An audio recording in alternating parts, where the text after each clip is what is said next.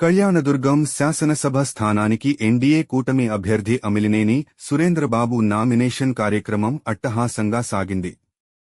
గురువారం ఉదయం 10 గంటలకు ప్రారంభమైన భారీ ర్యాలీ ప్రజావేదిక నుండి బ్రహ్మయ్య గుడి మీదుగా వాల్మీకి సర్కిల్కు చేరుకుని అక్కడ వాల్మీకి విగ్రహానికి పూలమాల వేసి ముందుకు సాగారు.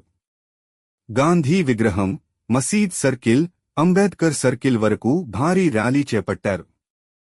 కామిలినేని సురేంద్రబాబు మాట్లాడుతూ కళ్యాణదుర్గం నియోజకవర్గం ఎమ్మెల్యేగా పోటీ చేస్తున్నానని, చంద్రబాబు పరిపాలనపై నమ్మకంతో ఓటేయాలని, ప్రజల నమ్మకాన్ని వమ్ము చేయకుండా అన్ని వర్గాల ఆదరాభిమానాలను చూరగొంటానని భరోసా ఇచ్చారు.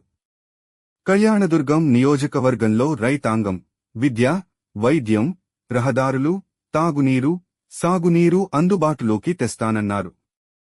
114 చెరువులకు 3 ఏళ్ల కాలంలో కృష్ణ జలాలు తీసుకువచ్చి రైతుల మన్ననలు పొందుతాం అన్నారు. కళ్యాణదుర్గం మున్సిపాలిటీ స్థలాలను నిరుపయోగంగా వదిలేశారని, వాటిలో కాంప్లెక్స్ నిర్మాణం చేసి మున్సిపల్ ఆదాయాన్ని రెట్టింపు చేసి మెరుగైన సౌకర్యాలు కల్పిస్తామన్నారు.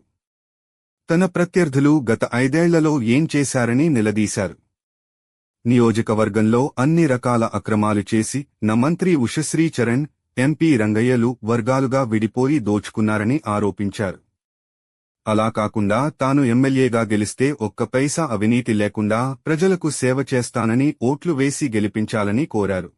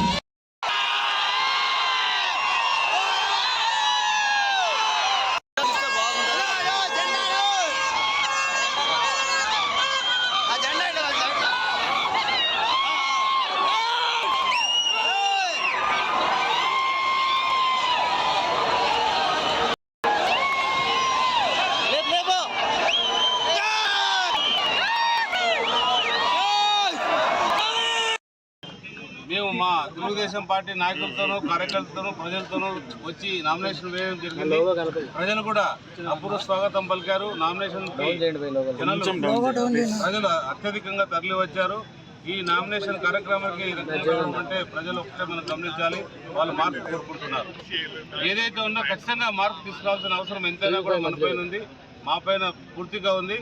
ఆ మార్పు చంద్రబాబు నాయుడు గారు ఆల్రెడీ సూపర్ 6 పథకాలు అయితేనేమి, ఇతర పథకాలు అయితేమి అన్ని కూడా ప్రజలకు వివరించడం జరిగింది. అలాగే మేము కూడా ఒక మేనిఫెస్టో తయారు చేశాం. ఆ మేనిఫెస్టోలో 12 అంశాలు ఉన్నాయి. అవన్నీ కూడా ఈరోజు సాయంత్రం కానీ రేపు సాయంత్రం కానీ అన్ని కూడా ఇవ్వడం జరుగుతుంది, ప్రజలందరికీ కూడా అందుబాటులో వచ్చేటట్టు. ఆ 12 అంశాలు కూడా ఏదైతే ఉందో రాబోయే 5 ఏళ్లలో కూడా అన్ని కూడా పూర్తి చేసి ప్రజలకు ఉపయోగపడేటట్టు ఖచ్చితంగా చేయగలిగినట్టు చెప్తాం. అవి కాకోకుండా ఇంకా చేయాల్సినవి కూడా ఉన్నాయి. అవి కూడా చేసిన తర్వాత ప్రజలు మెప్పు పొందేందుకు ప్రయత్నిస్తాం తప్ప ఏదైతే మేము 12 అంశాలు ఇస్తున్నామో అవన్నీ కూడా నెరవేరుస్తాం. ఎందుకంటే ముఖ్యంగా దాంట్లో బీటీపీ ప్రాజెక్ట్ కావచ్చు, అలాగే మనకి రోడ్లు కావచ్చు, అలాగే మంచి హాస్పిటల్స్ కావచ్చు, చదువు కావచ్చు, మనకి పరిశ్రమకు సంబంధించిన ఏపీఐసిసి ల్యాండ్, నిరుద్యోగ సమస్యల పరిష్కారానికి ఆ ల్యాండ్ లేఅవుట్ చేసేసి లేదా ఆ ల్యాండ్ అభివృద్ధి చేసి ఇతరులందరూ కూడా ఒక మన కంపెనీలు తీసుకొచ్చి అక్కడ నిరుద్యోగ సమస్యల పరిష్కారానికి ఏదైనా కావచ్చు. అలాగే అక్కడికి రైతులకు సంబంధించి ఏదైతే ఉన్నాయో డ్రిప్ ఇరిగేషన్, రకరకాల తుంపర్ శాతం, మళ్ళీ రైతులకు సంబంధించిన ఏ అంశమైనా కూడా అన్నీ చేయడానికి మా 12 అంశాలతో కూడిన మేనిఫెస్టో ఉంది. అది కూడా రేపు అందరికీ ఇవ్వడం జరుగుతుంది. అది ఆ మేనిఫెస్టో ఖచ్చితంగా ప్రజలందరూ, కళ్యాణదుర్గ ప్రాంత ప్రజలందరూ కూడా ఉపయోగపడుతుంది. ఉపయోగపడిన తర్వాత ప్రజలు ఖచ్చితంగా మమ్మల్ని అభిమానిస్తారు, ఆదరిస్తారు. ఎందుకంటే వాళ్ళు గడిచిన ఈ 5 ఏళ్లలో పూర్తిగా కూరుకుపోయారు. ఎందుకంటే మంత్రి గారు ఉన్నారు ఇక్కడ, మంత్రి గారు ఏం చేశారు ఎంపీ గారికి తెలియదు, ఎంపీ గారు ఏం చేశారో మంత్రి గారికి తెలియదు. ఆ రకంగా రెండుగా ఉన్నారు. ఒకరికొకరికి సంబంధం లేకపోవడం, ఒకరికొకరు అవినీతిలో కూడా కూరుకుపోవడం జరిగింది.